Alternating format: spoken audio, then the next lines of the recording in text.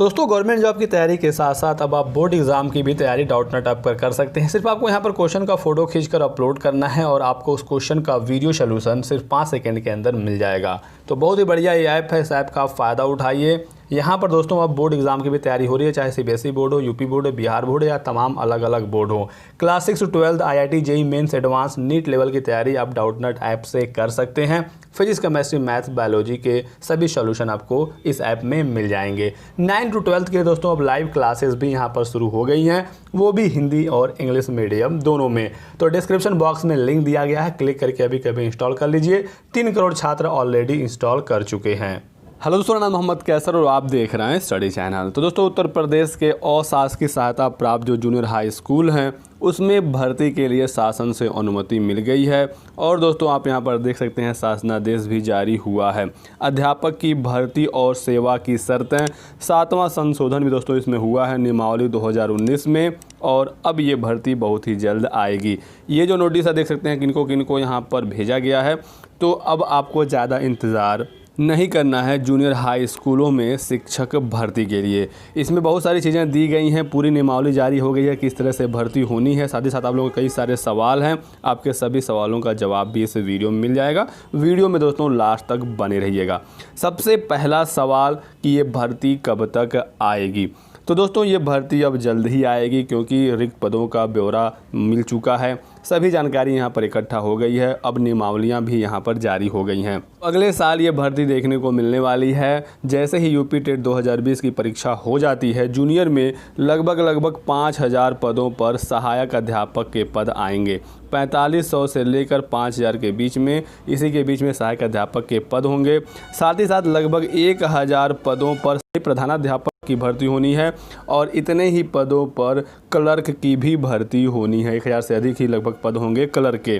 तो यहाँ पर बड़ी भर्ती होगी और यहाँ पर सहायक अध्यापक और नॉन टीचिंग स्टाफ की भी भर्ती होनी है। तो यूपी टेट 2020 लगभग फरवरी से मार्च तक हो जाएगा और उसके बाद इसका नोटिफिकेशन निकाला जाएगा।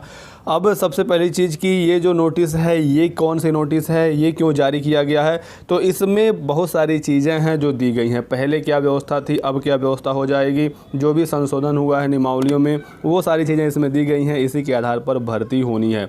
तो यहाँ पर आप देख पाएंगे योग्यता के बारे में दिया गया है। अब योग्यता में DLED वाले अभ्यर्थी भी शामिल हो गए हैं। तो जूनियर की भर्ती में अब जिन्होंने भी DLED किया होगा या फिर BTC किया होगा ये लोग भी अब शामिल हो जाएंगे। साथ ही साथ B.Ed वाले अभ्यर्थी तो शामिल रहेंगे। और जो 50% अनिवार्यता की बात कही जा रही है ग्रेजुएशन में, ये सिर्फ और सिर्फ B.Ed के लिए दिया गया है। जो ये नोटिस है इसमें आप देखेंगे साफ साफ दिया गया है कि कम से कम 50% अंकों के साथ स्नातक और शिक्षा स्नातक। तो 50% अंकों की अनिवार्यता ग्रेजुएशन में यहाँ पर B.Ed के लिए है। बाकी BTC के लिए क्या होगा, BLED के लिए क्या होगा, अभी ये क्लियर नहीं है। जब नोटिफिकेशन आएगा तभी होगा ये क्लियर। लेकिन फिलहाल यहाँ पर ये चीज़ दी गई है, जो दिया गया है मैं आपको यहाँ पर बता दे रहा हूँ। और इस 50% अनिवार्यता में रिजर्व कैंडिडेट को 5% की छूट भी मिल जाएगी।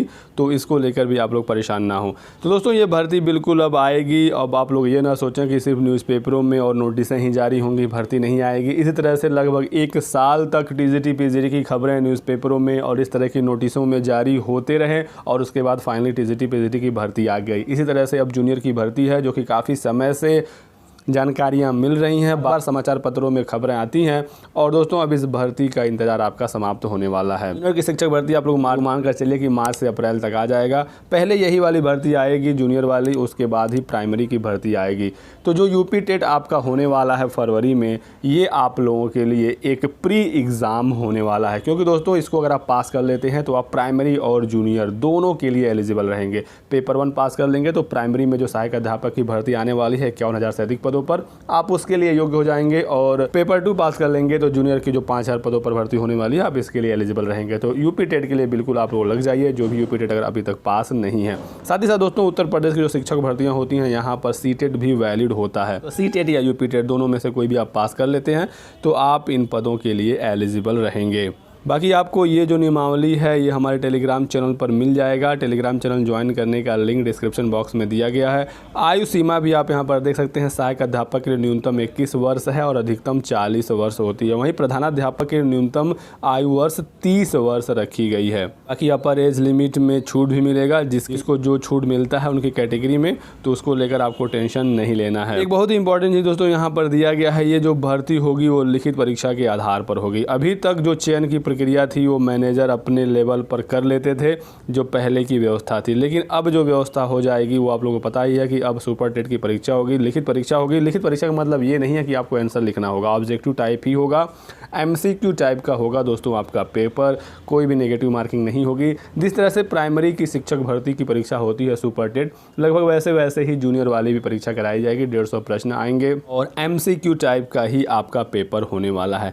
अब टेट के नंबर जुड़ेंगे या नहीं जुड़ेंगे, ये सवाल आप लोग लगातार पूछते हैं। इस नियमावली में भी कहीं ऐसा नहीं बताया गया है, और इसके पहले जब 2019 में नियमावली आई थी उसमें भी टेट नंबर जुड़ने का प्रावधान नहीं था। तो चांसेस यही है दोस्तों कि टेट का नंबर आपका नहीं जुड़ेगा और मेरिट के आधार पर ही आपकी भर्ती होनी है। अब एकेडमिक मेरिट जुड़ेगा नहीं जुड़ेगा ये भी अभी क्लियर नहीं है। जब इसका नोटिफिकेशन आएगा तभी ये क्लियर हो पाएगा।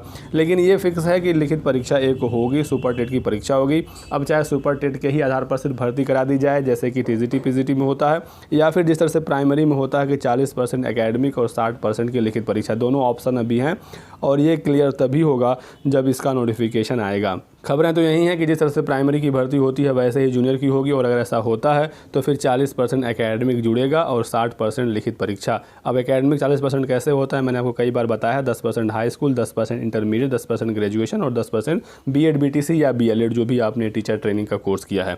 तो इस तरह से ये भर्ती होनी है और नोटिफिकेशन आने के बाद सब चीज़ें बिल्कुल क्लियर स्पष्ट हो जाएंगी। पहली बार लिखित परीक्षा के आधार पर जूनियर हाई स्कूलों में शिक्षकों की भर्ती होने जा रही है। तो अभी सिलेबस वगैरह तो क्लियर नहीं है, लेकिन आप प्राइमरी वाले सिलेबस से तैयारी शुरू कर दीजिए। और दोस्तों इसमें प्राइमरी जैसा ही जो है वो सिलेबस होने वाला है। जो बदलाव हो सकता है वो सिर्फ यही होगा कि जो मैथ एंड साइंस वाले छात्र हैं उनके लिए गणित और विज्ञान से प्रश्न पूछे जाएंगे, और जो सोशल साइंस वाले हैं उनको सामाजिक विज्ञान से प्रश्न पूछे जाएंगे। बाकी जो भाषा है, साइकोलॉजी है, मैथ, रीजनिंग है, करंट अफेयर्स हैं, बिल्कुल सेम रहने वाला है। यहाँ पर पद जो हैं वो भी अलग अलग आ सकते हैं। मैथ साइंस के लिए अलग पद और सोशल साइंस कला वालों के लिए अलग पद, क्योंकि जो यूपी टेट का पेपर 2 है या सीटेट का पेपर 2 है उसमें भी अलग अलग 60 प्रश्न पूछे जाते हैं। साइंस वालों के लिए साइंस से आता है और सोशल साइंस वालों को सोशल साइंस से प्रश्न करने रहते हैं। तो सब्जेक्ट कॉम्बिनेशन वगैरह नहीं मांगेगा जिस तरह से TGT के लिए आता है। एक एक सब्जेक्ट की भर्ती नहीं आएगी। मैक्सिमम इसमें यही हो सकता है कि आर्ट और साइंस के लिए अलग अलग पद हों और दोनों के लिए अलग अलग यहाँ पर भर्तियाँ निकलेंगी। अलग अलग दोनों का कट ऑफ भी बनेगा क्योंकि अप्लाई अलग अलग होगा। तो TGT PGT की तरह अगर ये भर्ती होती है तो फिर एकेडमिक भी नहीं जुड़ना चाहिए, क्योंकि TGT में तो एकेडमिक जुड़ता नहीं है। और अगर प्राइमरी जैसा हुआ तो फिर एकेडमिक यहाँ पर जुड़ेगा।